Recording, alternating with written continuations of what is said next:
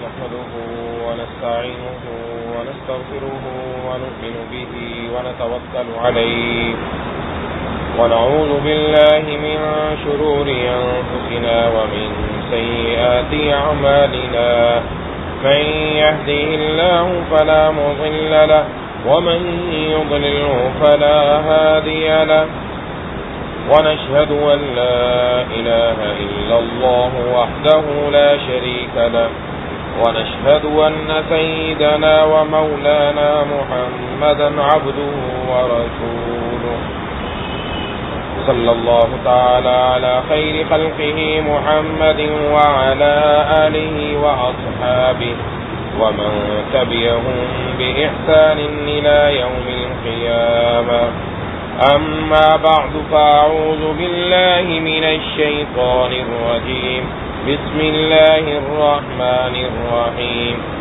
اتل ما أوحي إليك من الكتاب وأقم الصلاة إن الصلاة تنهى عن الفحشاء والمنكر ولذكر الله أكبر والله يعلم ما تصنعون صدق الله العظيم.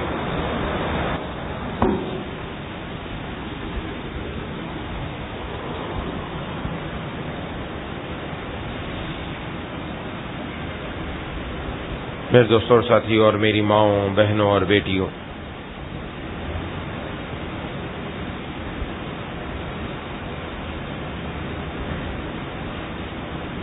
اکیسویں پارے کی پہلی آیت تلاوت کی، سورۃ العنکبوت ہے. اس آیت سے متعلق چند باتیں پچھلے درس میں عرض کر چکا.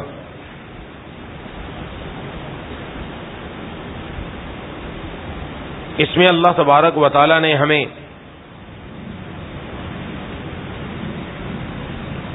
اپنے گھروں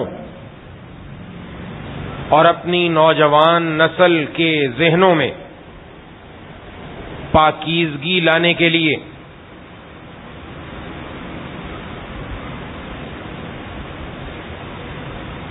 ایک ایجنڈا بیان فرمایا.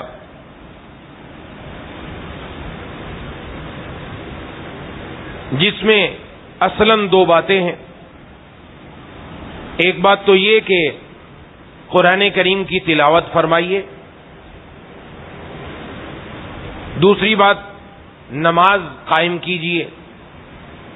اور بے شک نماز یہ بے حیائی اور بری بات سے روکتی ہے. اور اس کے ساتھ ایک تیسری بات ارشاد فرمائی کہ اللہ کی یاد سب سے بڑی ہے، اور اللہ تبارک و تعالی کو خبر ہے جو تم کرتے ہیں. قرآن کریم کی تلاوت سے متعلق میں پچھلی مرتبہ چند باتیں عرض کر چکا. آخر میں عرض کیا تھا کہ قرآن کریم کی تلاوت کا اثر کیا ہے. وہ ایک حدیث شریف میں جناب نبی کریم صلی اللہ علیہ وسلم نے فرمایا کہ جس طرح لوہے کو زنگ لگ جاتا ہے اس طرح دلوں کو بھی زنگ لگ جاتا ہے. اور اس دل کا زنگ اتارنے کے لیے آپ صلی اللہ علیہ وسلم نے دو باتیں ارشاد فرمائی. ایک ارشاد فرمایا قرآن کریم کی تلاوت کثرت سے کرنا، اور دوسرا موت کو یاد کرنا. یہ دونوں بڑے تیر بہدف نسخے ہیں. جو اجر ملے گا قرآن کی تلاوت پر وہ میں احادیث میں جو آیا وہ بیان کر چکا. آخری حدیث یہ تھی کہ جس میں دنیا کے اندر اثر کیا ہوگا اس قرآن کریم کے پڑھنے سے، اس کی تلاوت سے نتیجہ یہ نکلے گا کہ دل پاک ہو جائے گا. دل پاک ہو گیا تو پھر کیا نتیجہ نکلے گا؟ انسان کے ہاتھ، پاؤں، آنکھ، زبان، کان سے وہ باتیں صادر ہوں گی جو اللہ کو پسند ہیں.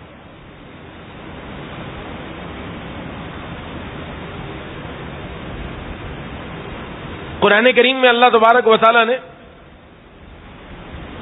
ان السمع والبصر، کان اور آنکھ کا ذکر ساتھ ساتھ کیا ہے، والفؤاد اور دل، یہ تین چیزیں. اور انبیاء علیہ السلام نے دل پر محنت کی، عقل پر محنت نہیں کی. یہ ہمیشہ یاد رکھیں، دل پر محنت، کیونکہ دل بادشاہ ہے پورے جسم میں. یہ دل بادشاہ ہے، اسی پر انسان کی زندگی موقوف ہے. اگر یہ دل چل رہا ہے، ٹھیک کام کر رہا ہے، انسان زندہ ہے، چل پھر رہا ہے، جس دن اس دل نے کام کرنا بند کر دیا انسان کی موت واقع ہو جاتی ہے. اصل دل ہے، اس لیے ان کی محنت دل پر ہوئی. اور پچھلی مرتبہ عرض کر چکا، دل پر اگر اللہ کی ذات کا غلبہ ہو گیا تو تمام اعضاء پر اللہ تبارک و تعالیٰ کے احکام آ جائیں گے. تو اس لیے اب دل کا زنگ کیسے اترے؟ دنیا کا کوئی کیمیکل، دنیا والوں کے پاس کوئی ایسی چیز موجود نہیں جو دل تک پہنچے. اللہ تعالیٰ نے ہمیں عطا فرمائے دو چیزیں، ایک قرآن کریم کی کثرت سے تلاوت اور دوسرا موت کی یاد. یہ انسان کے دنیا کے اندر دل پر اثر کرتی ہے. قرآن کا اثر عرض کر چکا، نمک کی تاثیر ختم نہیں ہوئی، صدیاں گزر گئیں. برف کی تاثیر ختم نہیں ہوئی، صدیاں گزر گئیں. آگ کی تاثیر ختم نہیں ہوئی، صدیاں گزر گئیں. قرآن کی تاثیر جناب نبی کریم صلی اللہ علیہ وسلم کے دور میں بھی تھی، آج بھی ہے، قیامت تک باقی رہے گی.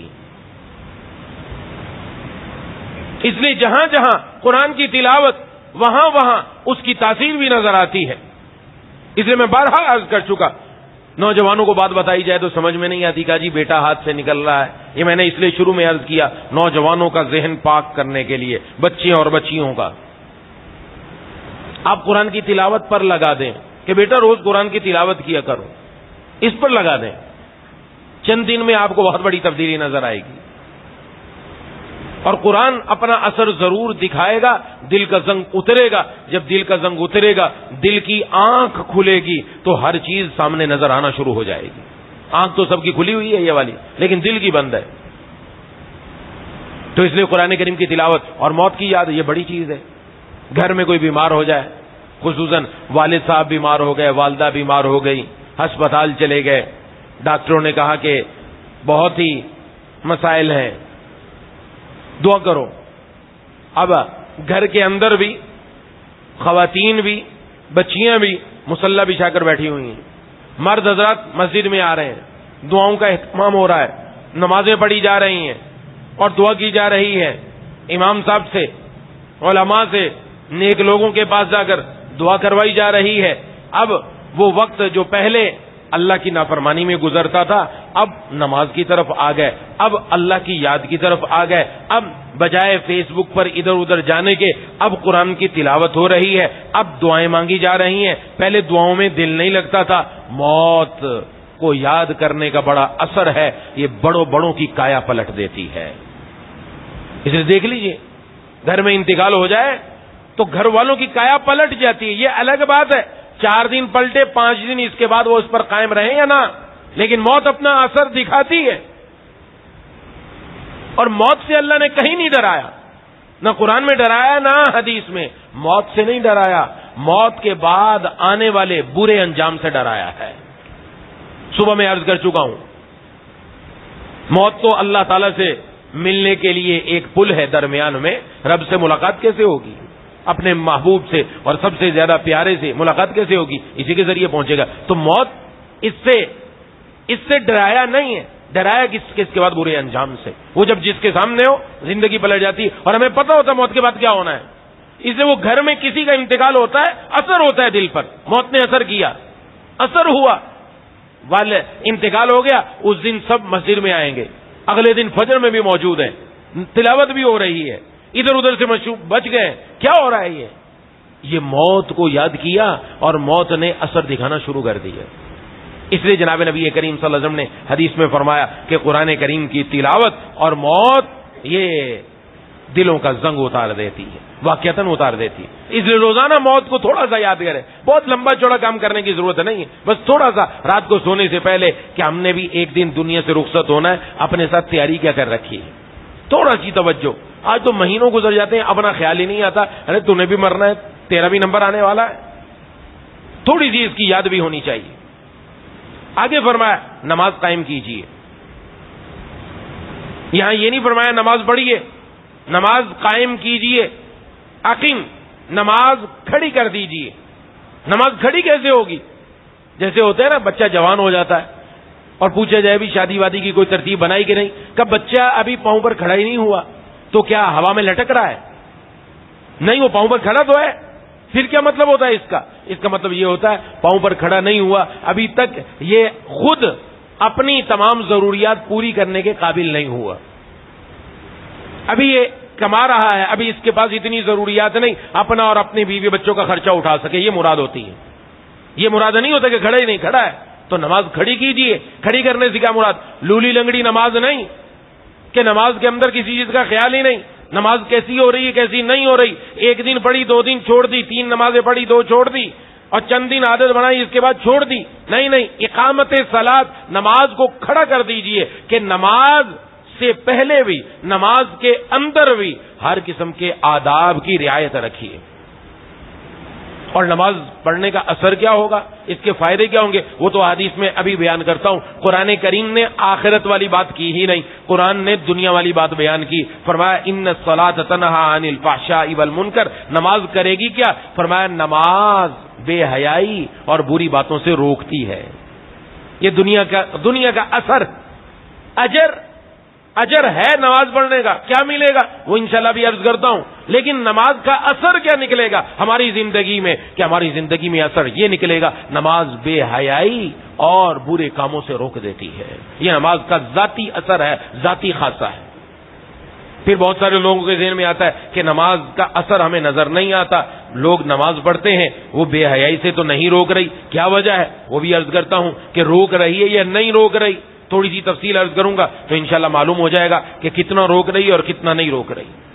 جناب نبی کریم صلی اللہ علیہ وسلم نے حدیث شریف میں ارشاد فرمایا، مسلم شریف کی حدیث ہے، حضرت ابو ہریرہ رضی اللہ تعالیٰ عنہ سے روایت ہے، فرمایا رسول اللہ صلی اللہ علیہ وسلم نے 5 نمازیں اور جمعے سے جمعے تک اور رمضان سے رمضان تک، فرمایا ایک نماز دوسری نماز تک، دوسری تیسری تک، تیسری چوتھی تک، چوتھی پانچویں تک، پانچویں پہلی نماز تک، یہ ترتیب ہے، اور ایک جمعے کی نماز دوسرے جمعے کی نماز تک، اور ایک رمضان دوسرے رمضان تک، یہ درمیان میں جتنا بھی عرصہ ہے، یہ پہلی نماز دوسری نماز کے درمیان جتنا وقفہ ہے، ایک جمعے سے دوسرے جمعے کے درمیان جتنا وقفہ ہے، ایک رمضان سے دوسرے رمضان کے درمیان جتنا وقفہ ہے، فرمایا درمیان میں جتنا وقفہ سارے اللہ صغیرہ گناہ معاف فرما دیتے ہیں، بشرطے کہ بندہ بڑے بڑے گناہوں سے بچتا رہے۔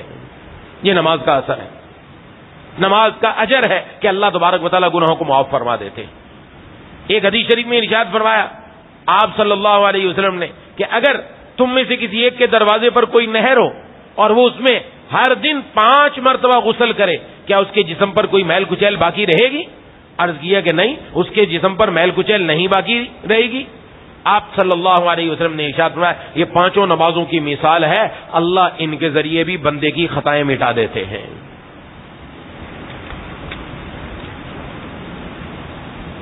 حضرت عبادہ بن صامت رضی اللہ تعالیٰ عنہ سے روایت ہے، فرمایا رسول اللہ صلی اللہ علیہ وسلم نے اللہ تبارک و تعالیٰ نے 5 نمازیں فرض کی، جو اچھی طرح وضو کرتا ہے، اچھی طرح نماز اپنے اوقات پر ادا کرتا ہے، رکوع صحیح کرتا ہے، سجدہ مکمل کرتا ہے، فرمایا اللہ تبارک و تعالیٰ کے ذمے ہے کہ اللہ اس بندے کی مغفرت فرما دے، جو اس طرح نماز پڑھتا ہے اس کی مغفرت فرما دے، اور جو ایسا نہیں کرتا تو اللہ کی طرف سے کوئی پھر ذمہ داری نہیں، اگر اللہ چاہے معاف کر دے گا اور اگر اللہ چاہے تو عذاب دے گا، لیکن جس کی نماز ایسی ہے پوری تو اللہ تبارک و تعالیٰ اس کے اوپر ذمہ داری لے لی اللہ نے اپنے اوپر کہ میں گناہوں کو معاف کر دوں گا۔ حضرت ابو ذر رضی اللہ تعالیٰ عنہ سے روایت ہے، فرمایا کہ نبی صلی اللہ علیہ وسلم سردیوں کے زمانے میں گھر سے باہر نکلے اور درخت کے پتے گر رہے تھے، آپ نے درخت کی 2 ٹہنیاں پکڑی اور ان کو ہلایا تو اس سے اور زیادہ پتے نیچے گرے جیسے کہ ہوتا ہے، تو آپ صلی اللہ علیہ وسلم نے ارشاد فرمایا کہ جب مسلمان بندہ اللہ تعالی کی رضامندی کی خاطر نماز پڑھتا ہے اس کے گناہ اسی طرح جھڑتے ہیں جس طرح اس درخت سے یہ پتے جھڑ رہے ہیں۔ یہ نمازوں کا اجر اللہ تبارک و تعالیٰ عطا فرما رہے ہیں۔ اور فرمایا حضرت عبداللہ بن عمرو بن عاص رضی اللہ تعالیٰ عنہ نبی صلی اللہ علیہ وسلم سے روایت کی کہ آپ نے ایک دن نماز کا ذکر فرمایا جس نے نماز کی محافظت کی یہ نماز کل قیامت والے دن اس کے لیے نور بنے گی، دلیل بنے گی، اور قیامت کے دن نجات کا ذریعہ بنے گی۔ اور جس نے محافظت نہ کی تو نہ یہ نماز اس کے لیے نور ہوگی، نہ نجات کا سبب بنے گی، نہ دلیل بنے گی، اور خدا نعوذ باللہ قیامت کے دن وہ قارون کے ساتھ، فرعون کے ساتھ، حامان کے ساتھ اور ابی بن خلف کے ساتھ ہوگا، نعوذ باللہ، اللہ محفوظ رکھے۔ اور نماز کی حفاظت یہ کہ 5 نمازوں کا اہتمام کیا جائے، یہ نماز کی محافظت ہے کہ نماز کے اندر اس طرح کا اہتمام ہو۔ اور جناب نبی کریم صلی اللہ علیہ وسلم نے ارشاد فرمایا کہ ہرگز کوئی آدمی جہنم میں داخل نہیں ہو سکتا۔ کون سا آدمی؟ فرمایا جو سورج نکلنے سے پہلے اور سورج غروب ہونے سے پہلے نماز پڑھنے کا اہتمام کرے، یعنی فجر اور عصر، اس کی بڑی خاصیت بیان کی۔ عموماً ان دونوں میں کوتاہی ہوتی ہے، فجر اور عصر کی نماز جو اہتمام سے پڑھتا ہے تو اللہ تبارک و تعالیٰ اس کو جہنم کی آگ سے بچا لیں گے۔ ایک اور حدیث میں جناب نبی کریم صلی اللہ علیہ وسلم نے فرمایا کہ دن اور رات کے فرشتے آتے جاتے ہیں، فجر کی نماز میں سارے جمع ہوتے ہیں اور عصر کی نماز میں سارے جمع ہوتے ہیں۔ فجر کی نماز میں جمع ہوئے جو عصر کے وقت آئے سے عصر سے رات ساری رہے، فجر کے وقت انہوں نے جانا ہوتا ہے اور دوسرے فرشتوں کی ٹیم نیچے آ جاتی ہے، اور پھر عصر کے وقت یہ جو صبح فجر کے وقت آئے یہ عصر کے وقت واپس جاتے ہیں، نئے آ جاتے ہیں، ان دونوں کا آپس میں اجتماع ہوتا ہے۔ تو فرمایا یہ جب اللہ تعالیٰ کی خدمت میں جاتے ہیں اللہ تبارک و تعالیٰ ان سے پوچھتے ہیں، حالانکہ اللہ تعالیٰ زیادہ جانتے ہیں، فرمایا تم نے میرے بندوں کو کیسے پایا؟ وہ کہتے ہیں کہ ہم جب ان کے پاس آئے نماز پڑھتے ہوئے پایا، جب ان کے پاس سے آئے تو بھی نماز پڑھتے ہوئے پایا۔ سبحان اللہ، جب آئے تھے صبح میں فجر کی نماز پڑھ رہے تھے، اور جب یہاں سے گئے ہیں عصر کی نماز پڑھ رہے تھے، اور دوسری ٹیم کہتی ہے جب آئے تھے عصر کی نماز پڑھ رہے تھے اور جب ہم واپس گئے تو فجر کی نماز پڑھ رہے تھے۔ اللہ تبارک و تعالیٰ اس سے بندے کی اس ادا پر خوش ہوتے ہیں۔ تو یہ اور بھی بہت احادیث ہیں، ساری یقیناً بیان نہیں کی جا سکتی، تو ان سے پتہ چلتا ہے نماز بڑی اہمیت کی حامل ہے۔ آج ہماری نماز میں سب سے بڑی کوتاہی ہے یہ خاص نماز کا ذکر کیوں ہے؟ روزے کا ذکر نہیں ہے، زکوٰۃ کا نہیں ہے، حج کا نہیں ہے، قربانی کا نہیں ہے، اعتکاف کا نہیں ہے۔ یاد رکھیں نماز ساری عبادات کے لیے جامع ہے۔ نماز کے اندر حج کی شان بھی پائی جاتی ہے، روزے کی شان بھی پائی جاتی ہے، قربانی کی بھی پائی جاتی ہے، زکوٰۃ کی بھی پائی جاتی ہے، اعتکاف کی بھی پائی جاتی ہے۔ تمام عبادتوں کے لیے یہ نماز جامع ہے۔ جس کو نماز کی توفیق ہو گئی آگے سارے اعمال کی توفیق مل جائے گی۔ کیسے ہے نماز؟ جب انسان نماز کے لیے کھڑا ہوتا ہے، روزے کے اندر 3 چیزیں منع ہے، کھانا پینا اور اپنی جنسی حلال خواہش پوری نہ کرنا، یہ 3 چیزیں ہیں روزے کے اندر۔ جب بندہ نماز میں کھڑا ہوتا ہے نہ کھانے کی اجازت، نہ پینے کی اجازت اور نہ ہی جنسی خواہش پوری کرنے کی اجازت۔ تینوں چیزوں سے روکا کہ نہیں روکا؟ روزے والا اثر، روزے والی شان اس کے اندر آ گئی۔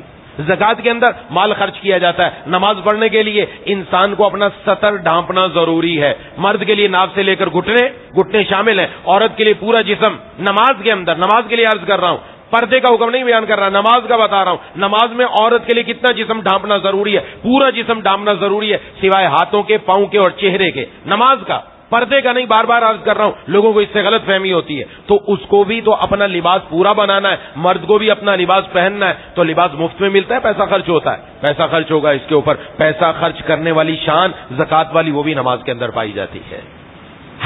حج کے اندر مقصود کیا ہے؟ اللہ تبارک و تعالیٰ کے گھر کی زیارت اور اللہ تبارک و تعالیٰ کے گھر کی عظمت۔ نماز کے اندر بندہ بیت اللہ کی طرف رخ کر کے کھڑا ہوتا ہے، قبلے کی عظمت اس کے دل میں موجود ہوتی ہے، حج کی شان اس کے اندر پائی جاتی ہے۔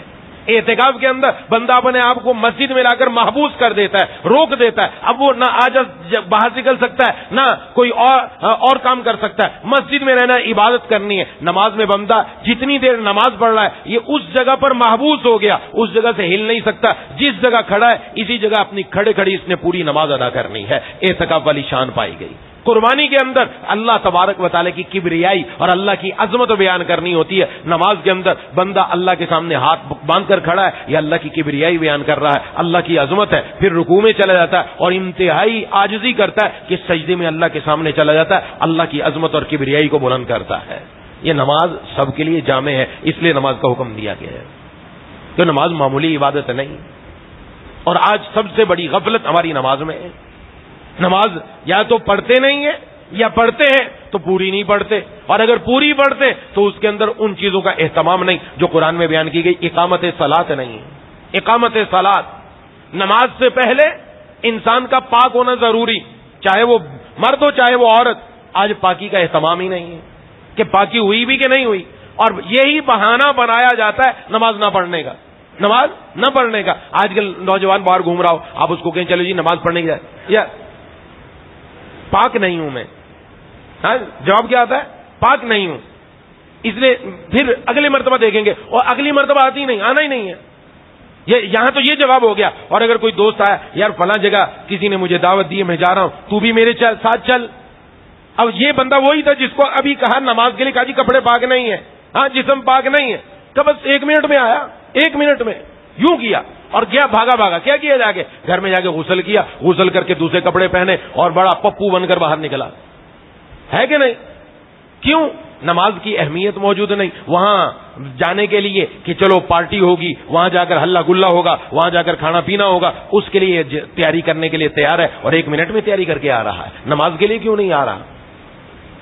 یہ اس کو نماز کی طرف لگانا ہے. یہ ہے اقامت صلاۃ. نماز کی طرف لانا ہے، اس کے دل میں اہمیت بٹھانی ہے کہ اس میں کون سا مسئلہ ہے، پاک ہو کر آ جاؤ، کام ہی بنے گا. دوسری بات، جو نماز پڑھنے والا ہوتا ہے، نماز بے حیائی سے، منکرات سے روکتی ہے. جو بندہ نمازی ہے، نمازی، وہ اپنے کپڑوں کو پاک رکھتا ہے کہ نہیں رکھتا؟ اپنے کپڑوں کی پاکی کا خیال رکھتا ہے. باہر بھی نکلے گا خیال رکھے گا دائیں بائیں سے چیٹیں نہ لگ جائیں، گھر میں بھی جائے گا خیال رکھے گا، اپنے کپڑوں کو بھی پاک رکھتا ہے،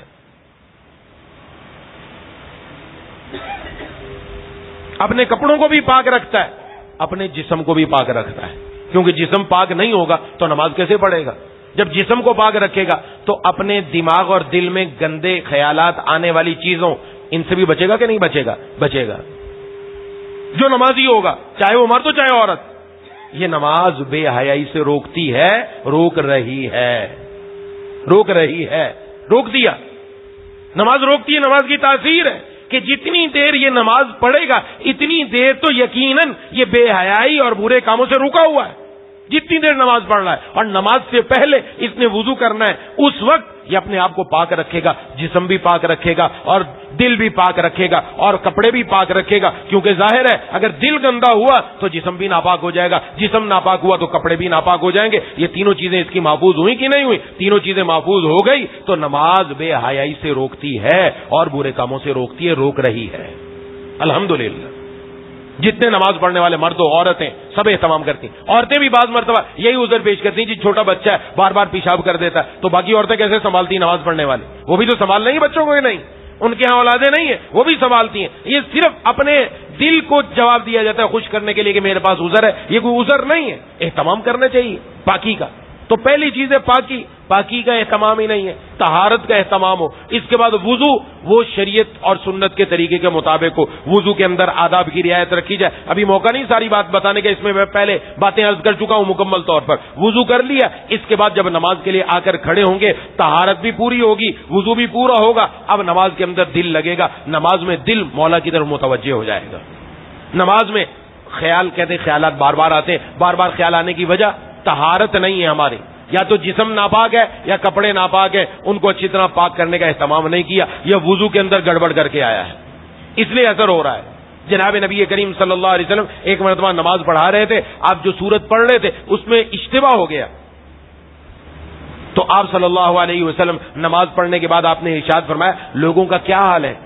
لوگوں کا کیا حال ہے کہ وہ اپنی طہارت مکمل کر کے نہیں آتے. یعنی حضور صلی اللہ علیہ وسلم پر اثر ہوا، پیچھے جنہوں نے اپنی طہارت مکمل نہیں کی اس کا اثر ہوا حضور صلی اللہ علیہ وسلم کے دل مبارک پر. تو پھر ہمیں خود سوچ لینا چاہیے، جو خود ناپاک ہی رہتا ہے تو اس کے دل پر، اس کے گھر پر، گھر والوں پر، اولاد پر کیا اس کا اثر مرتب ہوتا ہوگا.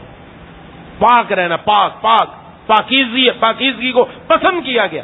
ایسے ایسے نوجوانوں کو جانتا ہوں، ایسے ایسے لوگ ہیں، ایسے ایسے کہ یہ ہی نہیں پتا غسل فرض کب ہوتا ہے. کئی دن ہو جاتے ہیں غسل فرض ہو گیا لیکن اس کے بعد ایسے ہی گھوم رہے ہیں. خواتین کو بھی معلوم نہیں. ذمہ داری ہے، جب بندہ بڑا ہو گیا اس کی ذمہ داری وہ اپنے مسائل پوچھے کہ مجھے کیا کیا حکم کب کب ہے. یہ عورتوں کی بھی ذمہ داری ہے لیکن اس میں غفلت ہے، لاپرواہی. اتنی لاپرواہی میں زبان سے بیان نہیں کر سکتا. ہمیں شرم آتی ہے بیان کرتے ہوئے، شرم آ رہی ہے. کیا کریں؟ کیونکہ مجمع دونوں قسم کا ہے، ساری بات نہیں بیان کی جا سکتی. عورتوں کو بھی سمجھنا چاہیے، مردوں کو بھی سمجھنا چاہیے خاص مواقع پر کیا کیا حکم آتا ہے. وہ ذمہ داری ہے. بچہ بالغ کب ہو رہا ہے، بچی بالغہ کب ہو رہی ہے، اس کے ذمے کیا حکم آ رہا ہے، یہ ان کی ذمہ داری بتانا. یہ ماں باپ کی ذمہ داری ٹھہرتی. طہارت ہی نہیں ہے، نماز کیا پڑھے گی، نماز کیا جائے گی، نماز ختم ہے. اقامت صلاۃ کیا حکم دیا گیا، معمولی بات تھوڑی ہے. نماز بے حیائی سے روکتی ہے، نماز منکرات سے روکتی ہے اور واقعتاً روکتی ہے جیسا میں نے عرض کر دی ہے. لیکن پورے آداب کے ساتھ ہو، اقامت صلاۃ ہو، اہتمام کے ساتھ ہو. یہ نہیں ایک دن پڑھ لی 2 دن چھوٹی نہیں، اہتمام ہو. نماز اگر پابندی نہیں ہو رہی، پوچھنا چاہیے پابندی کیسے ہوگی. پابندی کرنے کے لیے اللہ تبارک و تعالیٰ سے دعا کا اہتمام ہو، روزانہ لا حول ولا قوت الا باللہ کا اہتمام ہو. آ جائے گا انشاءاللہ، احادیث ذکر کر دوں گا کہ لا حول ولا قوت الا باللہ یہ جنت کے خزانوں میں سے ایک خزانہ ہے جو جناب نبی کریم صلی اللہ علیہ وسلم نے عطا فرمایا. روزانہ پڑھنے کا اہتمام کریں، دیکھیں کیسے ہمت پیدا ہوتی ہے. نمازوں کے وقت میں بندہ کیسے اٹھ کر اور چل کر رب کے در پر کیسے آتا ہے. اہتمام ہو. ہمیں سب کو کوشش کرنی اپنے گھر کا ماحول بنایا جائے. مرد عورتوں کے لیے معین اور مددگار بن جائے. شوہر بیوی کے لیے مددگار ہو، بیوی شوہر کے لیے دین میں مددگار، اولاد والد کے لیے دین میں مددگار، والد اولاد کے لیے دین میں مددگار. کوئی ایک سست پڑے دوسرا کھڑا کر دے دوسرے کو کہ چلو چلو چلو پڑھ لو، کوئی نہیں، سستی ایک طرف کرو. شوہر بیوی کو کھڑا کر دے، بیوی شوہر کو کھڑا کر دے کہ جاؤ جاؤ نماز پڑھ کے آؤ. ایک دوسرے میں دین میں مدد ہوگی تو انشاءاللہ گھروں کا ماحول پاکیزہ ہو جائے گا. جو اللہ تبارک و تعالیٰ نے بتایا ہے، یہ میں پہلے عرض کر چکا، یہ نسخہ کسی انسان کا نہیں، اللہ تبارک و تعالیٰ کی طرف سے بتایا ہوں. فحشا، فحشا کس کو کہتے ہیں؟ ہم ترجمہ کرتے ہیں بے حیائی. فحشا کی ضد آتی ہے حیا. حیا سے ہم سمجھیں گے کہ فحشا کس کو کہتے ہیں. صرف بے حیائی نہیں، اس میں بہت چیزیں آ جاتی ہیں.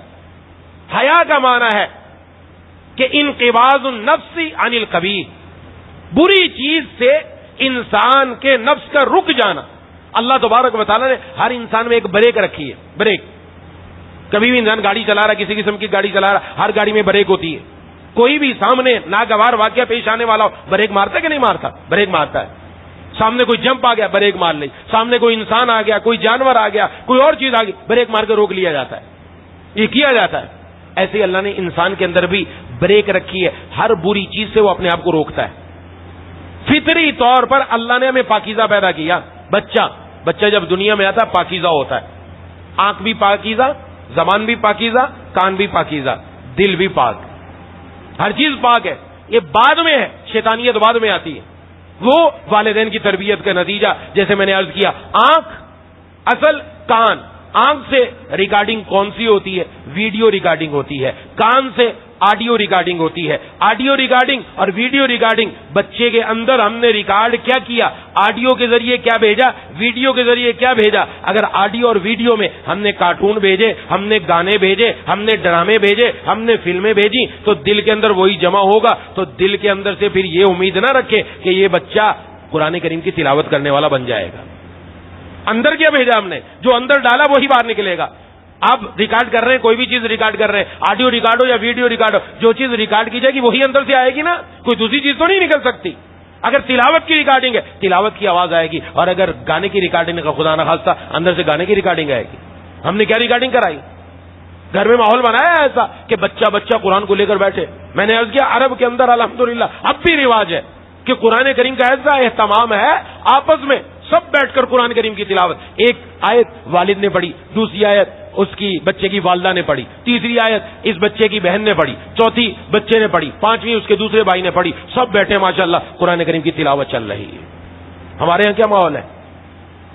ہمارے میڈیا نے ہمیں کیا سکھایا؟ ہماری اولاد کو کیا سکھایا؟ ہم نے اولاد کے اندر کیا ڈالا؟ ڈانس کرو. ڈانس کا مقابلہ ہو رہا ہے. بے حیا کر دیا. آنکھ کا بھی حیا کا جنازہ نکال دیا. یہ جو حیا تھی نا، انقباض النفس یعنی کبھی وہ نکل گئی. انسان جب اول گناہ کرتا ہے، اول سب سے پہلی مرتبہ بہت گھبراتا ہے، اتنا ڈر جاتا ہے، پسینے آنے لگتے ہیں. حقیقت ہے یہ. اگر آپ نے دیکھا ہو، یہ اس کی مثال سمجھے. کوئی آدمی شریف ہے، والدین نے اچھی تربیت کی، اونچی پوسٹ پر پہنچ گیا. اب بہت سارے لوگ اپنے کاغذات لے کر آتے ہیں، منظوری ان کے دستخط سے ہوتی ہے، لیکن یہ قاعدے اور قانون کے پابند ہیں کہ قاعدے اور قانون کے مطابق آپ کی فلاں دستاویزات پوری ہونی چاہیے، تب ہم اس کے اوپر سائن کریں گے، ورنہ نہیں. کوئی بڑے صاحب آئے، کاغذ لے کر چیک کیا کہ جی آپ کے کاغذ پورے نہیں، اس لیے سائن نہیں ہو سکتے، کاغذ پورے کر کے لائے. اس نے کہا نہیں جی کر دیجیے. کہا نہیں، اٹھا لیں آپ, یہ کام نہیں ہو سکتا. تو آگے نتیجہ کیا نکلتا ہے؟ آگے والا آدمی جی یہ کچھ ہدیہ لے لیں, ہدیہ دکھاتا ہے نیچے سے تھوڑا ہدیہ, یہ اس کی طرف ہرگز نہیں, حرام ہے رشوت لینا, میں نہیں لے سکتا, منع کر دیتا ہے, نہیں آپ چلے کام نہیں ہوگا. یہ انقباض النفس عن القبیح, نفس نے بری بات سے روک دیا, اس کو بری بات سے اس کو روک دیا, یہ رک گیا. وہ دوسرے دن پھر آیا, تیسرے دن پھر آیا, بار بار آ کر جب بولا تو اس کے دل میں آیا کچھ نہ کچھ ہو جانا چاہیے. دائیں بائیں والوں نے بھی اشاروں میں کہا بھائی اس کے بغیر کام نہیں ہوتا, لے لے تو بھی لے. اب ایسا ایسا وہ جو اس کو روک تھی اس کی, اگر یہ رکا رہا, اس کی آواز سنتا رہا تب تو رکا رہے گا. اس نے کہا جب سبھی کہہ رہے ہیں تو چلو پھر ہم بھی لے لیتے ہیں, لیکن کیسے لے گا؟ کہا تب آنا جب کوئی بھی نہ ہو, لفافے میں چھپا کے لانا اور نیچے سے ہاتھ کر کے دینا, کس کے سامنے بھی پتہ نہ چلے. ڈر ہے, خوف ہے, کس چیز کا ہے؟ یہ نفس میں اللہ نے رکھا. یہ رک رہا ہے, گناہ سے باز آ رہا ہے, بچ رہا ہے, یہ رک گیا. اب لیکن جب ایک مرتبہ اس کی یہ گیڑا کھل گئی تو فحشاء آیا, خاص اس کام کے اندر, ضروری نہیں سارے کاموں میں, اس کام میں. اب کیا ہوتا ہے؟ اب آپ دیکھتے ہیں دھڑلے سے رشوت لی جاتی ہے, بھائی صاحب اٹھا کے لے جاؤ, اتنے لاکھ لاؤ گے تو تمہارا کام ہوگا, ورنہ نہیں. 10 بندے بھی کھڑے سب کے سامنے بولتا ہے. وہ جو نفس کے اندر اللہ نے ایک رکاوٹ رکھی تھی ختم ہو گئی, اس کو کہتے ہیں بے حیائی, فحشاء. اس کا تعلق ہر کام سے, ہر گناہ سے, جو بھی چیز ہے اس کے ساتھ تعلق ہے. اللہ کی نافرمانی آج ہماری نسلوں سے نکال دی گئی. اس سے پہلے پچھلی آیات کے اندر تفصیل سے عرض کر چکا کہ گناہ ہونے کا احساس ہو, ایک نمبر 2 اسٹیج آتی ہے گناہ پر اصرار کرے, اور نمبر 3 اسٹیج یہ ہے گناہ کو گناہ ہی نہ سمجھے. آج یہی کیا گیا. تو اس لیے وہ رکاوٹ ختم ہو گئی. وہ اندر جو رکاوٹ تھی, حیا نہ رہا, تو پھر اذا فاتک الحیا فافعل ما شئت. جناب نبی کریم صلی اللہ علیہ وسلم نے فرمایا جب حیا ختم ہو جائے تو جو چاہے کرو, پھر جو چاہے کرو. آج یہی ہو رہا ہے. اس لیے اس کے سامنے کوئی حرج نہیں, ماں بہن بیٹی سب بیٹھے اور وہ گندے مناظر دیکھ رہے ہیں جس کو زبان بیان کرنے سے کھاتے رہے, سب بیٹھ کے دیکھ رہے ہیں. مکس گیدرنگ ہو رہی ہے. اپنی بچیوں کو ایسے کپڑے پہنائے جا رہے ہیں, کپڑے کے پہنانے کے نام پر دھبا ہے کہ ان کے جسم پر کپڑے پورے نہیں, نمائش کی جا رہی ہے. میں اپنی ماؤں بہنوں بیٹیوں سے عرض کر رہا ہوں, خدا کے لیے اپنی بچیوں کو یہ تک ہو رہا ہے, سنوار کر شادی حال میں لے کر جاتی ہیں, کسی نوجوان کوئی سلیکٹ کر لے اور ہماری بچی کا رشتہ آ جائے, نعوذ باللہ. یہ شوبیز نہیں ہے ہماری بچیاں, یہ مسلمان کی بچی ہے. یہ حیا اور غیرت, اس کے اوپر اتنا فرق آیا. آج ماں اپنی بچی کو لے کر جا کر سب کے سامنے پیش کر رہی ہے. وہ ماں جو اس کے لیے سب سے پہلے رکاوٹ بنا کرتی تھی. کیوں؟ ہم نے گھر سے قرآن کو نکال دیا. ہاں رکھا ہے قرآن, الماری میں رکھا ہے, اچھے سے غلاف میں سنبھال کر رکھا ہے. یہ قرآن نکلا نہیں تلاوت کرنے کے لیے. نہ ماں نے تلاوت کی, نہ بیٹی نے تلاوت کی, نہ گھر میں تلاوت کا ماحول بنایا, نہ گھر میں نماز کا ماحول بنایا. اور آج جو ہمارے سامنے حالات ہیں اس کا نتیجہ یہی ہے.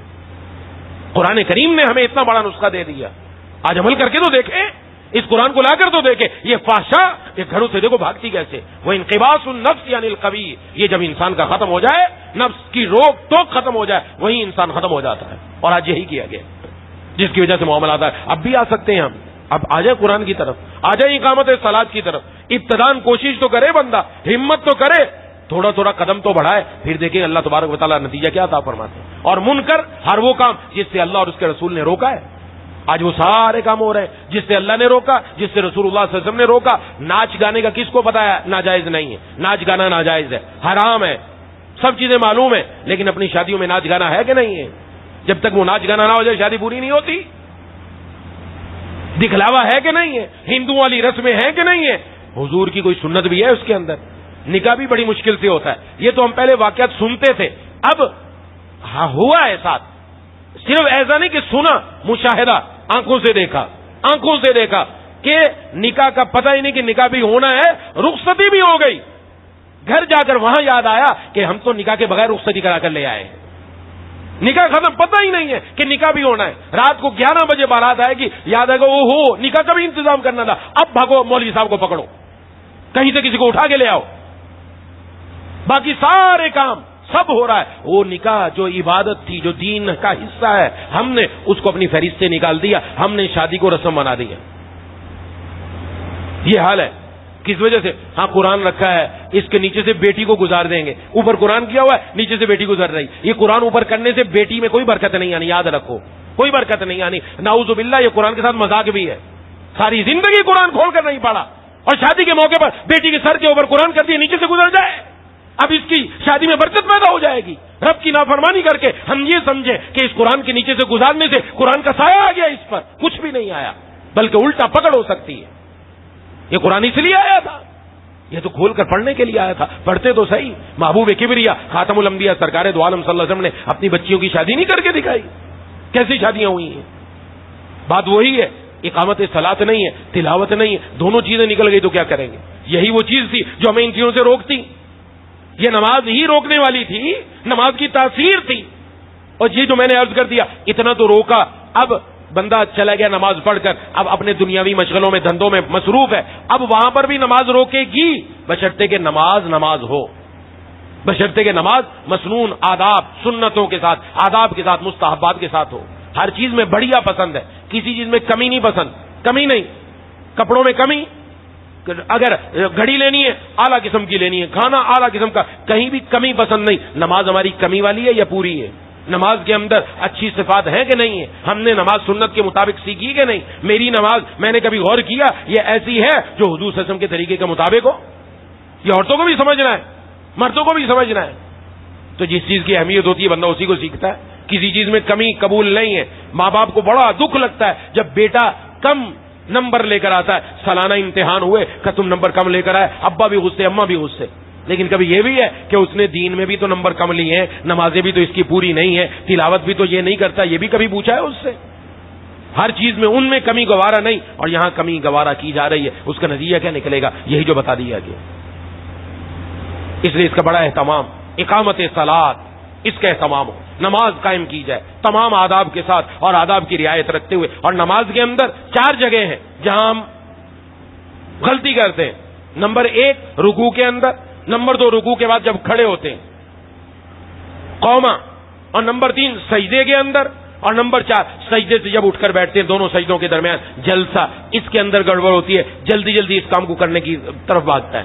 ان کو اہتمام سے ادا کرنا چاہیے، اہتمام سے، کیونکہ کھڑے قیام میں اب سورۃ فاتحہ بھی پڑھنی ہے، تلاوت بھی ہونی ہے. اگر اکیلا نماز پڑھ رہا ہے تو دونوں کام کرے گا. وہ جب دونوں کام کرنے ہیں تو پھر اب وہاں تو توجہ ہوتی ہے رکوع کے اندر، رکوع سے کھڑے ہونے میں، بس وہ تو جلد بازی میں سارے کام نمٹائے جاتے ہیں. یہ تعدیل ارکان اس کے اندر اہتمام ہو. جب نماز ایسی اہتمام والی ہوگی نا تو انشاءاللہ یہ نماز پوری زندگی پر احاطہ کر کے بے حیائی سے روکتی ہے، منکرات سے بھی روکتی ہے، اور یقیناً روکتی ہے، یقیناً. اس کا اہتمام. اسے سب سے گزارش ہے میں اور آپ تمام خواتین سے بھی ہے کہ نمبر 1 گھروں میں تلاوت کا اہتمام ہوگا انشاءاللہ آج سے. نمبر 2 اقامت صلاۃ کا اہتمام. اور تیسری چیز ارشاد فرمائی وَلَذِكْرُ اللَّهِ اکبر، اللہ کی یاد تو سب سے بڑی ہے. نماز بھی قائم کی جاتی ہے اللہ کی یاد کے لیے. اللہ کی یاد پوری دنیا کی جان ہے، پوری دنیا کی. اس لیے حدیث شریف میں فرمایا جب تک اللہ اللہ کہنے والا موجود ہوگا قیامت قائم نہیں ہوگی. جس دن اللہ اللہ کہنے والا بھی باقی نہ رہا قیامت قائم ہو جائے گی. پوری دنیا کی جان ہے اللہ کا ذکر. اور اس کے اوپر محبوب کبریا خاتم الانبیاء جناب نبی کریم صلی اللہ علیہ وسلم نے بہت سارے ارشادات فرمائے.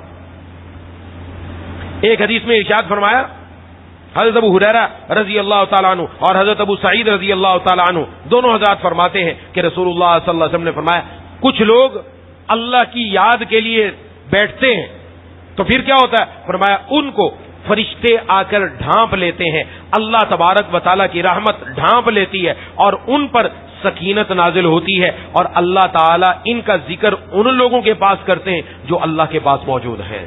یعنی یہ دنیا میں ذکر کر رہے ہیں، اللہ ملائکہ کے پاس ان کا تذکرہ فرما رہے ہیں. حضرت ابو ہریرہ رضی اللہ تعالیٰ عنہ فرماتے ہیں کہ مکہ کے راستے میں جا رہے تھے، آپ کا گزر ایک پہاڑ پر ہوا جس کو جمدان کہا جاتا ہے.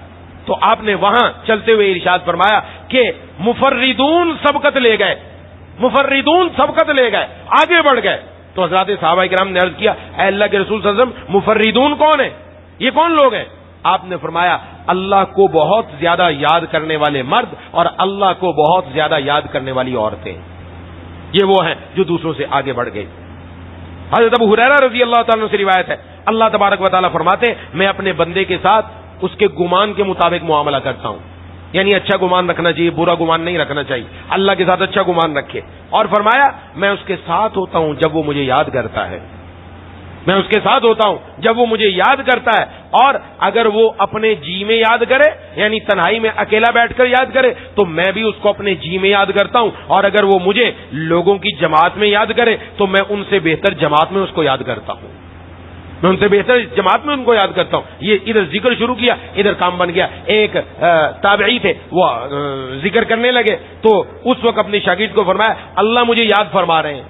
کہ جی آپ کو کیسے پتا چلا اللہ آپ کو یاد کر رہے ہیں؟ کیسے پتا چلا آپ کو؟ فرمایا دیکھتے نہیں میرے ہاتھ میں تسبیح ہے اور میں نے اللہ کا ذکر شروع کر دیا، اور قرآن کریم میں ہے تم مجھے یاد کرو میں تمہیں یاد کروں گا۔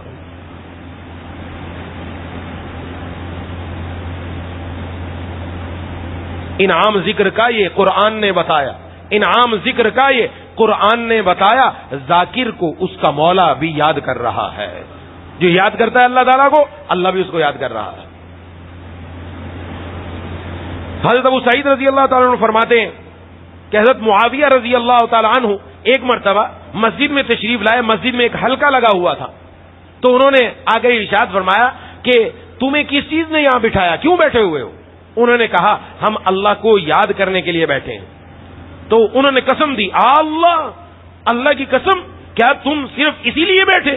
انہوں نے کہا جی ہاں اللہ کی قسم ہم اس کے علاوہ کسی اور کام کے لیے نہیں بیٹھے، اسی لیے بیٹھے۔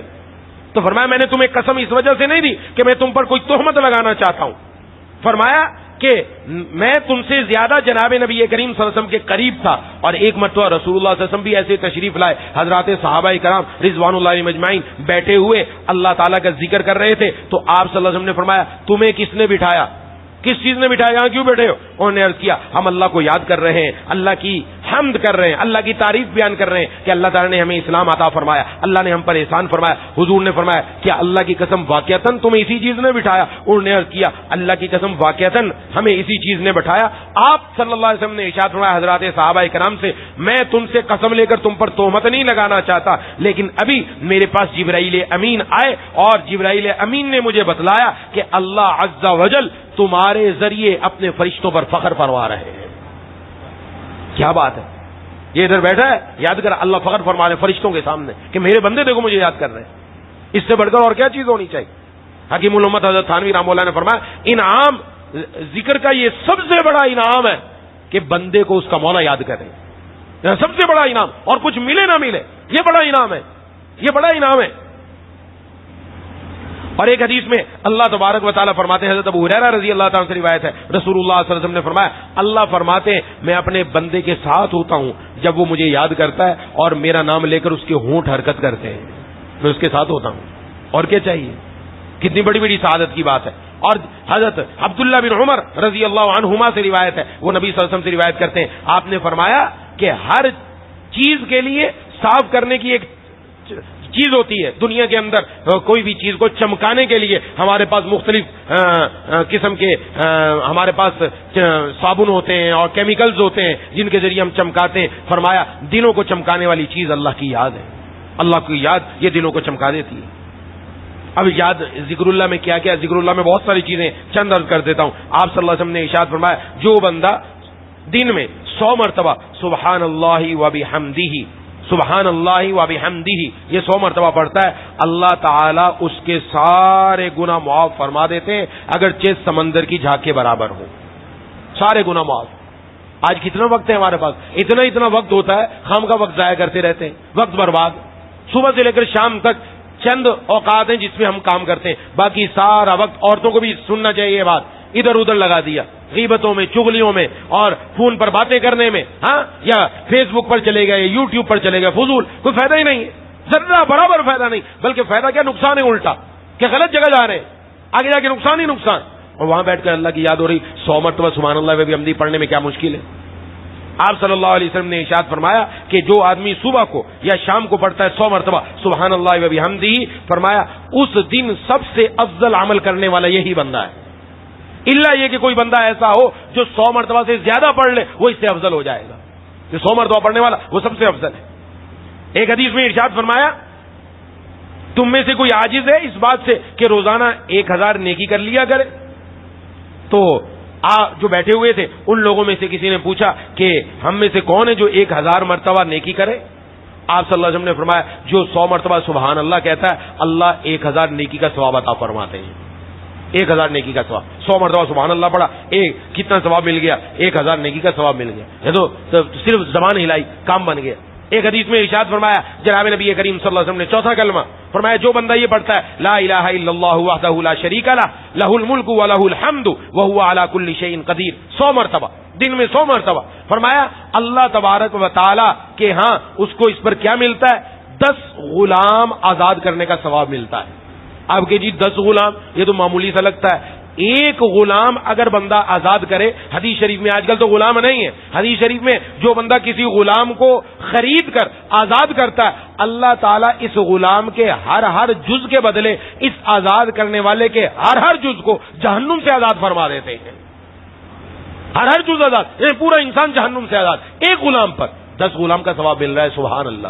کس پر؟ یہ چوتھا کلمہ 100 مرتبہ پڑھنے پر. ایک بات اور فرمایا اللہ اس کے لیے 100 نیکیاں لکھ دیتے ہیں. دوسرا ثواب ملا. تیسرا اللہ اس کی 100 برائیاں مٹا دیتے ہیں. چوتھا شام تک یہ شیطان کے حملوں سے محفوظ رہتا ہے اور شام کو پڑھ لے تو صبح تک محفوظ رہتا ہے.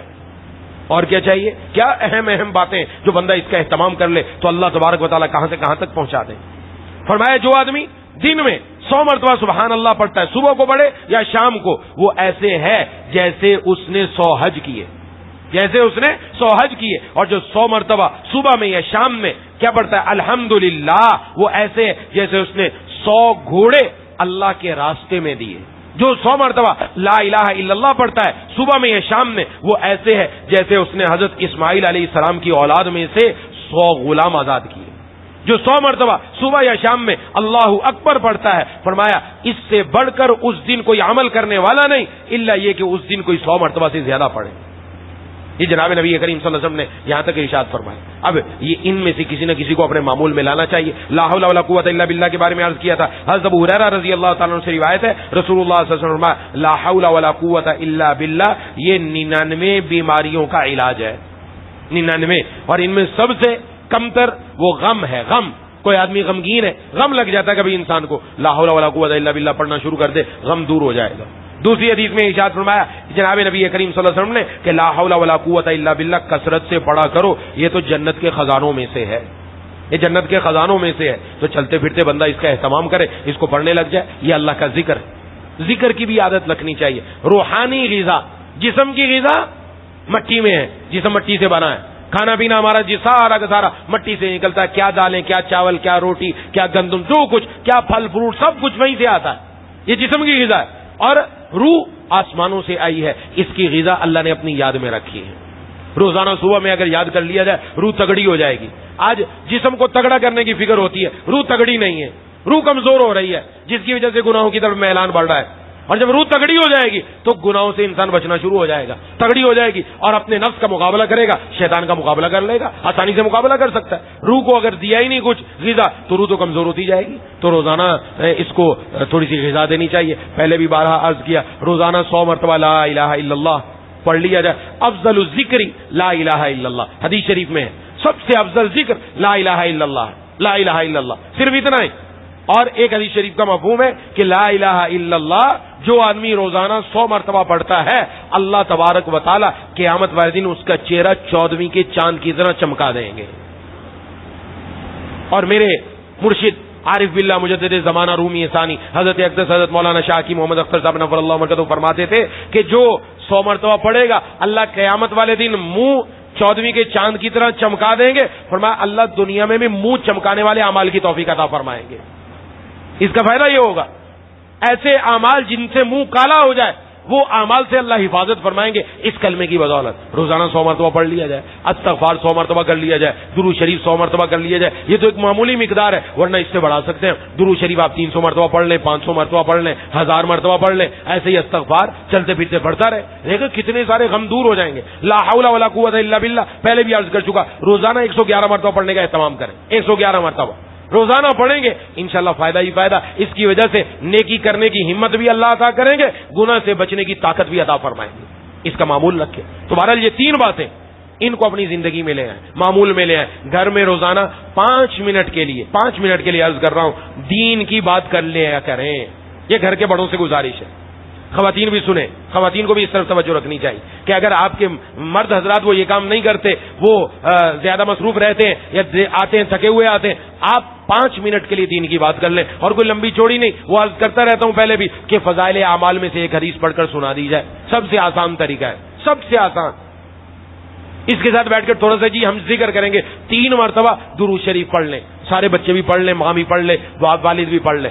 3 مرتبہ ہم لا الہ الا اللہ پڑھیں گے, پڑھ لیا جائے. ایک سنت پر عمل کریں گے, بس 5 منٹ کی یہ بات ہو جائے. دیکھیں گھر میں انقلاب کیسا آتا ہے. 5 منٹ کے لیے بیٹھ جائیں صبح کہ ہم سب بیٹھ کر قرآن کی تلاوت کریں گے. 5 منٹ عرض کر رہا ہوں, بہت نہیں ہے 5 منٹ. ایک صفحہ کم از کم پڑھا جائے گا, کم از کم بتا رہا ہوں, ورنہ تو ایک پاؤ پڑھنا بھی ممکن ہے 5 منٹ میں. اگر روانی اچھی ہے, روزانہ قرآن کریم جن کو پڑھنا کی عادت ہے تو ان کی روانی اچھی ہے, آرام سے پڑھ سکتے ہیں. تو 5 منٹ بیٹھ کر گھر والوں کو سب کو جمع کریں کہ انشاءاللہ یہ کام کریں گے, انشاءاللہ اس پر عمل کریں گے, انشاءاللہ ہم سب بھی عمل کریں, گھروں میں بھی معمول بنائیں. اس کا بھی نمازوں کی کوشش کریں, قدم بڑھانا شروع کر دیں. ایک دن انشاءاللہ وہاں تک پہنچ جائیں گے جہاں اللہ تک پہنچائیں گے. اللہ تبارک و تعالیٰ ضرور قبول فرمائیں گے کہ میرا بندہ میرے لیے یہ کر رہا ہے, تو اللہ تبارک و تعالیٰ محروم نہیں فرمائیں گے. میرے حضرت فرمایا کرتے تھے, دنیا کے اندر بہت سارے بچے نوجوان, کوئی انجینئرنگ کی یونیورسٹی میں داخلہ لیتا ہے, کوئی میڈیکل میں جاتا ہے, ڈاکٹر بننا چاہتا ہے, کوئی انجینئر بننا چاہتا ہے, کوئی کچھ اور بننا چاہتا ہے. فرمایا سارے کے سارے کامیاب نہیں ہوتے, کچھ کامیاب ہو جاتے ہیں, کچھ رہ جاتے ہیں, کچھ میڈیکل کی لائن سے نکل جاتے ہیں, کچھ ڈاکٹر بن جاتے ہیں, کچھ انجینئرنگ کی لائن سے نکل جاتے ہیں, کچھ انجینئر بن گئے, کچھ سائنسدان بن گئے. فرمایا لیکن اللہ کا راستہ وہ راستہ ہے, یہاں پر بڑا چلے, چھوٹا چلے, جوان چلے, بوڑھا چلے, مرد چلے, عورت چلے, کمزور چلے, طاقتور چلے, گناہگار چلے, نیک چلے, ضرور اللہ تک پہنچ کر رہے گا, ضرور اللہ تک پہنچے گا. اللہ کسی کو محروم نہیں فرمائیں گے. نیت اچھی ہونی چاہیے, طلب اچھی ہونی چاہیے. اگر طلب اچھی ہے تو کام بن جائے گا, کام بن جائے گا. بس طلب اپنے اندر رکھے, اللہ تبارک و تعالیٰ ضرور اپنے تک پہنچا دیں گے. ضرور اللہ تبارک و تعالیٰ اپنے پیاروں میں شامل فرما لیں گے. اور اللہ تبارک و تعالیٰ سے مانگتے بھی رہنا چاہیے کہ ہم نے جو ہے وہ 21ویں پارے کی آیت میں سنا, اور قرآن کریم میں آپ کا یہ حکم ہے, آپ نے بڑا قیمتی نسخہ ارشاد فرمایا, یا اللہ ہمیں اس پر عمل کرنے والا بنا دیجیے. ہمارے اندر کوتاہی ہے, کوشش کرتے رہے, ایک دن انشاءاللہ کامیاب ہو ہی جائیں گے. دعا ہے کہ اللہ تعالیٰ مجھے اور آپ کو ان باتوں پر عمل کرنے کی توفیق عطا فرمائے. وآخر دعوانا ان الحمدللہ رب العالمین. بسم اللہ الرحمن الرحیم. الحمدللہ رب العالمین الرحمن الرحیم مالک یوم الدین. ایاک نعبد و ایاک نستعین. اهدنا الصراط المستقیم صراط الذین انعمت علیہم غیر المغضوب علیہم ولا الضالین. اللهم صل على سيدنا ومولانا محمد وعلى آل سيدنا ومولانا محمد وبارك وسلم. لا إله إلا الله الحليم الكريم. سبحان الله رب العرش العظيم والحمد لله رب العالمين. لا إله إلا أنت سبحانك إني كنت من الظالمين. الله لا إله إلا هو الحي القيوم. الله لا إله إلا هو الحي القيوم. یا کبیر یا سمیع یا بصیر یا من لا وزیر لہ ولا شریک لہ. یا ربی یا ربی یا ربی, اے مولا کریم, اے الہ العالمین, اے ارحم الراحمین, یا ذا الجلال والاکرام, یا ارحم الراحمین. یا اللہ ہم سب کی حاضری کو اپنی بارگاہ میں قبول و مقبول فرما لیجئے. یا اللہ میرے کہنے میں, سب کے سننے میں اخلاص پیدا فرما دیجئے. یا اللہ یہ آپ کے محبوب سرکار دو عالم صلی اللہ علیہ وسلم نے ہمیں آپ کے کلام قرآن کریم عطا فرمایا, اور اس قرآن کریم کے اندر ہماری اصلاح کے نسخے موجود ہیں, لیکن ہم قرآن سے اتنا دور, ہم نے قرآن کو کھول کر پڑھا ہی نہیں, نہ پڑھا, نہ سمجھا, نہ عمل کیا. یہ ہماری کوتاہی ہے, ہماری نالائکی ہے. مولا کریم الہ العالمین, ہم اپنی اس کوتاہی پر, اپنی اس نالائکی پر یا اللہ آپ سے معافی مانگتے ہیں. یا اللہ ہم سب کو معاف فرما دیجیے. یا اللہ قرآن سے سچی محبت عطا فرما دیجیے. قرآن کی تلاوت کا ذوق اور شوق ہمیں نصیب فرما دیجئے۔ روزانہ ہم سب کو اپنے گھروں میں، مسجدوں میں، یا اللہ اپنی دکانوں پر، ہر جگہ پر اپنے قرآن کی تلاوت کرنے کی توفیق عطا فرما دیجئے۔ مولا کریم قرآن کو مضبوطی سے تھامنے کی توفیق عطا فرما دیجئے۔ قرآن کو ہمارے دل کا موسم بہار بنا دیجئے۔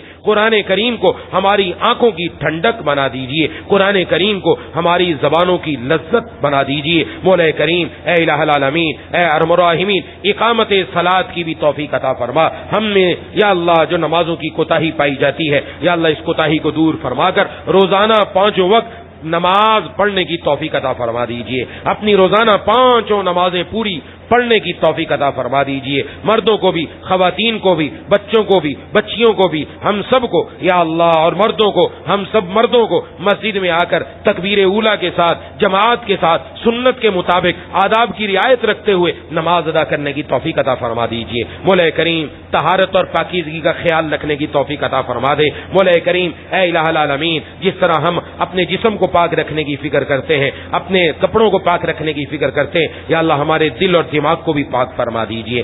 یا اللہ مولا کریم اے الہ العالمین، اے ارحم الراحمین، اے ارحم الراحمین، آپ کی ذات تو وہ ہے جس نے آسمانوں کو بغیر ستونوں کے تھام رکھا ہے۔ یہ ساری دنیا کے اوپر ایک آسمان کی چھت ہے لیکن بغیر ستونوں کے ہے۔ یا اللہ اتنی بڑی چھت آپ نے تھام رکھی ہے، اس کے سامنے یا اللہ ہمارا دل تو چھوٹا سا ہے۔ مولا کریم ہم سب کے دلوں کو بھی تھام لیجئے، یا اللہ ہمارے دلوں کو بھی تھام لیجئے، یا اللہ ہمارے دلوں کو بھی تھام لیجئے۔ یا الہ العالمین، یا ارحم الراحمین، نیکیوں کا غلبہ نصیب فرما دیجئے، ہماری زندگی میں نیکیوں کا غلبہ نصیب فرما دیجئے۔ برائیاں یا اللہ کم سے کم کرتے کرتے بالکل ختم کروا دیجئے۔ یا اللہ جن جن گناہوں میں ہم مبتلا ہیں وہ گناہ چھوڑنے کی توفیق عطا فرما دیجئے۔ روزانہ اپنا ذکر کرنے کی توفیق عطا فرما، روزانہ اپنی یاد کی توفیق عطا فرما۔ زبان کے تمام گناہوں سے بچا لیجئے، آنکھوں کو، کانوں کو، پورے جسم کو اپنی نافرمانی سے محفوظ فرما لیجئے۔ یا اللہ ہمارے دائیں بائیں، ہمارے آگے پیچھے، ہماری آنکھوں میں، ہمارے کانوں میں، ہماری زبان میں، یا اللہ ہمارے خون کے ایک ایک قطرے میں نور پیدا فرما دیجئے۔ ہم سب کو سراپا نور بنا دیجئے، جیسا آپ چاہتے ہیں ویسا ہم سب کو بنا دیجئے۔ یا اللہ یا ارحم الراحمین، موت کی سختی سے ہم سب کی حفاظت فرما، قبر کے عذاب سے ہم سب کی حفاظت فرما، آخرت کے عذاب سے ہم سب کی حفاظت فرما، خاتمہ ایمان پر نصیب فرما کر قبر کے عذاب سے بچا کر قیامت کے دن اپنے محبوب سرکار دو عالم صلی اللہ علیہ وسلم کے ہاتھوں حوض کوثر عطا فرما کر بغیر حساب و کتاب جنت میں دخول اولی عطا فرما دیجیے۔ یا اللہ ہم میں سے جو بیمار ہے، گھروں میں جو بیمار ہے، دوست و احباب میں جو بیمار ہے، ہسپتالوں میں جو بیمار ہے، جنہوں نے بیماروں کے لیے دعا کے لیے کہا، عدنان بھائی کی، عدنان رشید، ان کی والدہ کی طبیعت بھی کافی ناساز ہے، انہوں نے بھی دعا کے لیے کہا ہے، اور بھی بہت سارے افراد نے دعا کے لیے کہا ہے۔ یا اللہ سب کو مکمل پہلے سے بڑھ کر صحت اور قوت عطا فرما دیجئے، جن کا جو علاج چل رہا ہے اسی میں یا اللہ شفا رکھ دیجئے۔ یا اللہ ہم سب کو صحت کی دولت سے مالا مال فرما دیجئے، تاکہ یہ صحت ہم آپ کے دین میں لگا دیں، نمازوں میں لگا دیں، تلاوت میں لگا دیں، دین پر چلنے میں لگا دیں، دین کے شعبوں پر عمل کرنے میں لگا دیں۔ مولا کریم اے الہ العالمین، اے ارحم الراحمین، یا ذی الجلال والاکرام، یا اللہ آپ نے قرآن کریم میں جو تلاوت کے، جو نماز کا اثر بیان کیا، یا اللہ یہ باتیں ہمارے دلوں میں اتار دیجئے، یا اللہ دلوں میں اتار دیجئے، یا اللہ دلوں میں اتار دیجئے، پھر ان پر عمل کرنے والا بنا دیجئے، عمل کرنے والا بنا دیجئے۔ دنیا کی رنگینیوں سے، دنیا کے اندر ہر طرف خوش نمائیاں ہیں، دنیا کے اندر ہر طرف دائیں بائیں آگے پیچھے انسانوں کی شکل میں، شیطانوں کی شکل میں ہمیں آپ سے دور کرنے والے بہت بڑے بڑے اسباب موجود ہیں۔ یا اللہ سامنے دیکھیں، دائیں دیکھیں، پیچھے دیکھیں، بائیں دیکھیں، ہر طرف گناہ اپنی طرف بلا رہے ہیں۔ یا اللہ اس جگہوں پر بھی ہم سب کے ایمان کی بھی حفاظت فرما دیجئے، اعمال کی بھی حفاظت فرما دیجئے۔ یا الہ العالمین، یا ارحم الراحمین، یا اللہ دل کی پاکیزگی نصیب فرما دیجئے، پاکیزہ زندگی عطا فرما دیجئے، عفت اور پاک دامنی کے ساتھ زندگی گزارنے کی توفیق عطا فرما۔ مولا کریم الہ العالمین، نوجوان بچوں اور بچیوں کو اپنی جوانی پاک دامنی کے ساتھ گزارنے کی توفیق عطا فرما۔ جن بچیوں کے رشتے نہیں آ رہے نیک جوڑ کے رشتے نصیب فرما دے، جن کے رشتے آ چکے وسائل کی کمی ہے غیب سے وسائل مہیا فرما دیجئے۔ مولا کریم جن کی رشتوں میں چاہے بچے ہوں یا بچیاں ہوں مسائل ہیں، پریشانیاں ہیں، یا اللہ تکالیف ہیں، سب دور فرما کر سب بچوں کے جو شادی کے قابل ہو چکے ان کی یا اللہ بر وقت شادیاں کروا کر عفت اور پاک دامنی والی زندگی نصیب فرما دیجیے، نکاح والی زندگی آسان فرما دیجیے۔ مولا کریم الہ العالمین گھروں سے اختلافات اور جھگڑوں کو ختم فرما کر اتفاق، اتحاد، محبتیں پیدا فرما دیجیے۔ مولا کریم الہ العالمین مرتے دم تک ہم سب کو اسی طرح دین سے جوڑے رکھیے۔ دنیا میں جہاں کہیں دین کا جس انداز میں کام ہو رہا ہے سب اپنی بارگاہ میں قبول فرما لیجیے۔ مجاہدین کی، تبلیغی جماعتوں کی، مدارس کی، مساجد کی، خانقاہوں کی، علماء کی، تمام مسلمانان عالم کی حفاظت فرما دیجیے۔ اللهم كل خير لكل مسلم ومسلمة، اللهم ارحم أمة محمد صلى الله عليه وسلم، ربنا تقبل منا إنك أنت السميع العليم وتب علينا إنك أنت التواب الرحيم، صلى الله تعالى على خير خلقه محمد وعلى آله وأصحابه أجمعين برحمتك يا أرحم الراحمين، آمين يا رب العالمين۔